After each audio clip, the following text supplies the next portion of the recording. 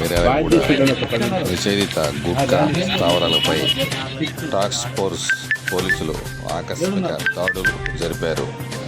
స్థానిక పాత బస్టాండ్ కూరగాయల మార్కెట్ ప్రాంతంలో అక్రమంగా విక్రయిస్తున్న 11 లక్షల రూపాయల విలువ గల గుట్కా ప్యాకెట్లను స్వాధీనం చేసుకున్నారు. గత కొన్ని సంవత్సరాలుగా కిరాణా షాపులు ముసుగులో అడ్డు అదుపు లేకుండా ఈ అక్రమ గుట్కాలు పాల్పడుతున్నట్టు పందిరి శ్రీనివాస్, నరసింహరావు రాజు ముగ్గురు వ్యక్తులపై కేసు నమోదు చేశారు.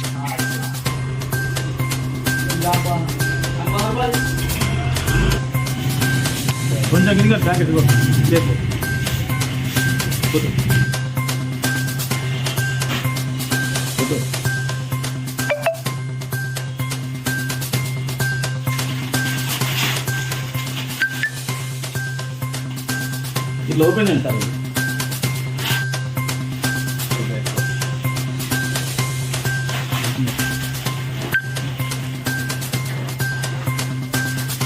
హ్యాండ్ ఓవర్ చేస్తారా?